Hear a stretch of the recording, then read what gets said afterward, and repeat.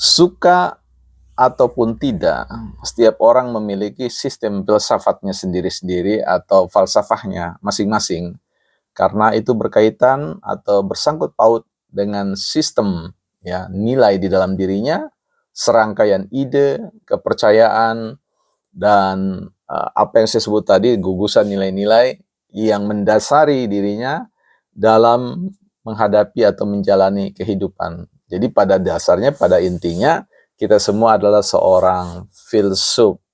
Nah, tentu kita tidak sekedar berbicara tentang filsuf dalam konteks kenyataan diri kita yang memiliki sistem serangkaian ide, ya, kepercayaan atau nilai-nilai tertentu.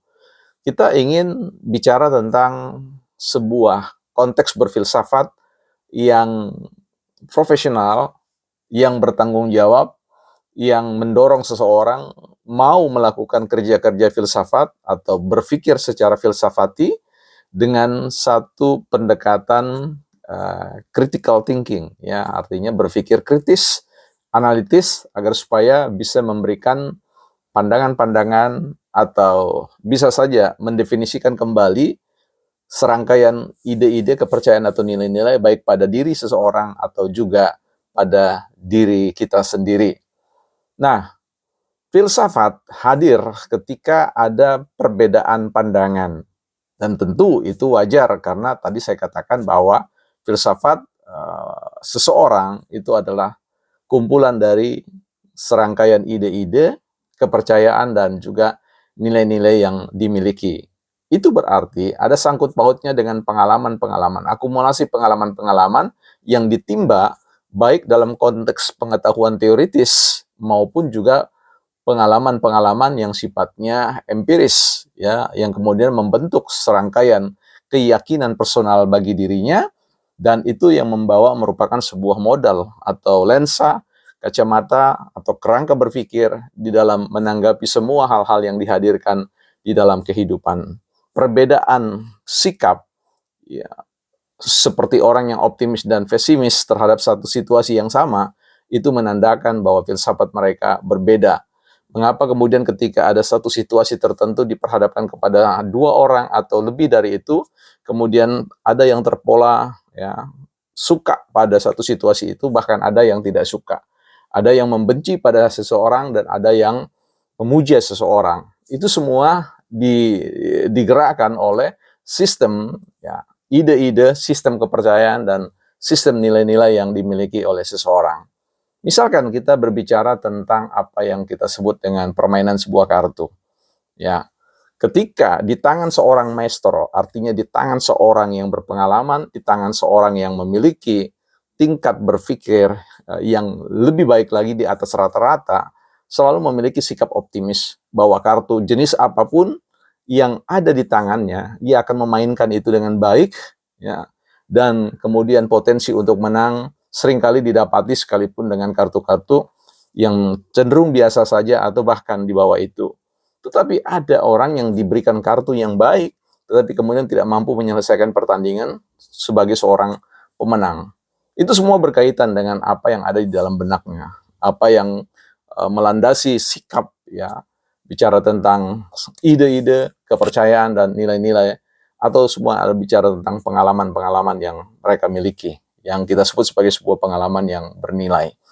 Nah, jadi teman-teman, ketika seorang berfilsafat, ya, seringkali kita temukan bahwa ada orang yang, ya, benci kepada seseorang, ya. Misalkan sebut saja Rocky Gerung misalkan, atau juga di situ ada filsuf-filsuf lain yang tentu ketika dia hadir dan berstatement, tidak semua orang kemudian ada pada posisi yang sama.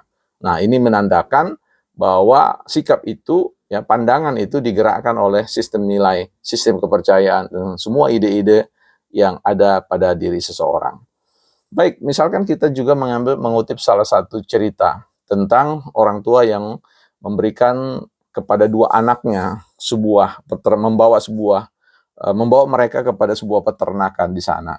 Nah, ketika sang kakak datang, dia kemudian melihat bahwa peternakan itu kosong, ya. Yang ada di situ hanya kotoran-kotoran, ya.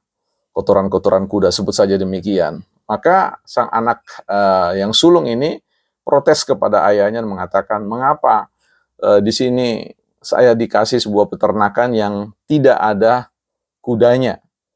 Nah, kemudian dia mengatakan, "Saya tidak mau." Nah, berikut ditawarkan kepada anak bungsu. Ketika dia melihat kotoran, dia langsung tersenyum dan senang dan mengucapkan terima kasih kepada ayahnya, karena dia tahu bahwa kotoran itu dihasilkan oleh adanya keberadaan kuda yang ada. Inilah cara ya filsafat dalam memandang segala sesuatu dalam dunia. Ada orang yang pesimis, optimis berdasarkan tangkapan-tangkapan dari objek-objek atau sesuatu yang ada di sekitarnya. Bagaimana teman-teman memandang diri kita sendiri, memandang kehidupan ini, memandang orang lain, memandang kesempatan-kesempatan di dalam kehidupan ini. Ya, ada orang yang memandang hadirnya media sosial sebagai sebuah bencana besar bagi kehidupan, bagi peradaban. Tapi ada orang yang mengatakan bahwa wah, ini adalah sebuah instrumen yang kita sebut dengan leverage ya. Dia meleverage menjadi orang yang biasa yang tidak didengarkan dan kemudian punya kebebasan tanpa harus diseleksi oleh sebuah lembaga tertentu untuk bisa menyampaikan pikirannya. Teman-teman berada pada filsafat yang seperti apa? Ya, di tangan seorang maestro, segala sesuatu biasa akan menjadi luar biasa. Tapi di tangan seorang sainquote, seorang pecundang, hal yang biasa, hal yang luar biasa bisa saja menjadi bukan apa-apa.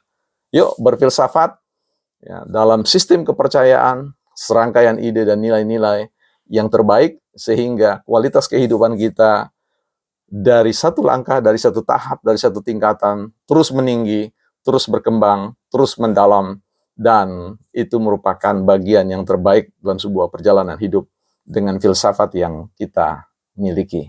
Bukan ahli filsafat.